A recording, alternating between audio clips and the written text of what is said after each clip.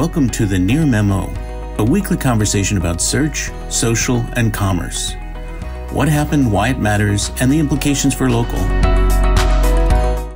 So we should move on. I mean, this is a complicated but fascinating question, but we need to get on to other stuff. And so, David, we didn't get a chance because we recorded early last week to talk about the Google doctor appointment medical scheduling announcement that Google made. So tell us a little bit about that. Sure. So I'll tell you as much as I understand about it anyway. So this, and by the way, this entire segment may be preempted by this legislation that would pass. So what the announcement was is the ability to schedule an appointment, to book an appointment for primarily, I think, urgent care type pains and ailments, excuse me, with a doctor directly from a Google business profile. And I think they're rolling this out as a pilot right now with CVS Pharmacies. I saw an eMarketer is expecting them to roll it out with Walmart and Walgreens as well. So sort of following their traditional playbook of starting with a very high scale partner before they even open it up to, through an API or anything like that. So in a way, in my mind, they're sort of they're not self-referencing, but they're picking winners here in the medical space by not allowing for an open playing field.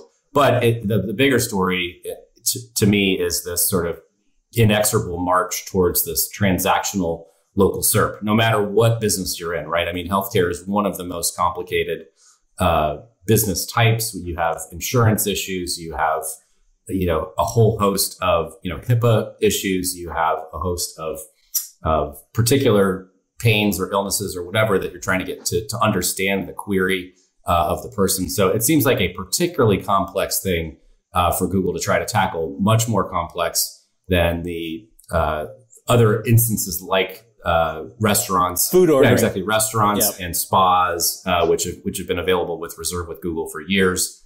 And so I'm not sure. I think it signals the clear motivation on the part of higher ups at Google to enable a fully, end-to-end transaction on Google.com properties, which again is potentially problematic if antitrust legislation comes through. But I don't know that this one feels like it's going to take years to succeed. And in fact, Mike, and I was trying to look this up before we spoke today, but Google has experimented with third-party providers in the medical space before. I remember ZocDoc had released an integration several years ago that enabled this kind of thing to happen, and that really didn't go anywhere. So I wonder, what do you guys think in terms of how likely this is to be a permanent fixture, or is it truly just a pilot or limited to an extremely small set of medical queries? Firstly, they've implemented the appointment link, which is functional, takes you right to the website and can schedule there. And with CVS Minute Clinics, you can do that now. So in some ways, it's only bringing that, I presume, up a level and making visibility of those appointments up a level. So I'm not sure that there's as many legal impediments as you might. It depends on how they implement it. And I agree that it's complicated, but I think that it's already happening with companies like CVS.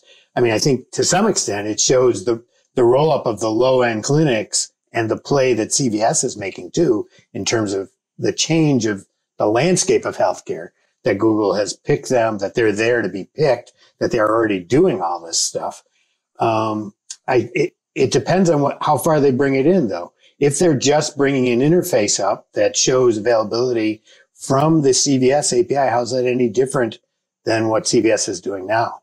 It's not really different. It just means that CVS is not competing with anybody else in the organic listings, right? So if you do some sort of urgent care search and it's right there in a UI that allows you to make an appointment, that's a privileged position. Absolutely privileged. Right. Yeah. And it's not functionally different than what you described. I mean, it's worth noting that Google did an insurance, doctor insurance, right. So enabling you to search for doctors that take your insurance, which is one of the big obstacles in this. And that is a field that's available in GBP for physicians and medical clinics to select the insurance carriers that they will accept. So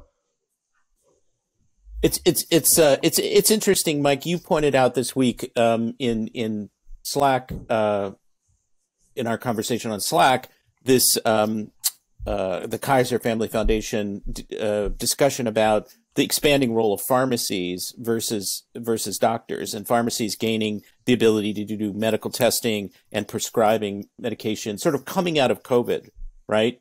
And how people are turning to pharmacies. Pharmacies are becoming a version of urgent care in some instances, and doctors are very unhappy. The American Medical Association is very unhappy about this, saying that patient health and is at stake, and really there are potential problems and errors, and really what they're concerned about is the coin, right, that they may lose if more the people. AMA is always about 10 years behind the curve, right? They're still fighting insurance when they should be fighting for single payer, right? I mean, it's and we've already seen the change that insurance had on the medical industry, and this is going to have an equal change, because it's going to be more efficient and more cost effective. Well, it's one thing that's also very interesting here is Google is sort of right when they talk about how consumers appreciate the convenience of what they're delivering in the search interface. I mean, it is very convenient to see all these transactional links right there, at the top, all this information being presented to you without having to sort of, go down the page, click back and forth and figure out what you want. That is a tremendous consumer convenience, in the same way that the snippet or answer box is when you want the weather. You don't necessarily want to, you just want the information. You don't necessarily need AccuWeather versus Weather Underground versus the Weather Channel or whatever. But it does have this sort of anti-competitive impact on the market, and does, pick winners and losers as we're describing here. So, I mean, there's tension between competition and consumer convenience at least in the near term in this instance. The one other instance of comparable activity by Google was when they tried to roll out insurance quotes in England, and they failed at that. Again, it's a more complex environment that requires state-by-state regulatory intervention, and they didn't succeed in England, and they didn't even try it here. But I think they've to David's point about whether this will be equally difficult here, I would assume that they have learned from that when it does involve more of a regulatory environment, and have developed a way that's going to not make that so. Because I've heard through the grapevine that this will soon open up to others. And I don't know if that's true or not, but that's what I've heard. And by others, you mean other healthcare providers? Yeah, through a more open API type arrangement. I don't know what soon is in Google's universe, though, right?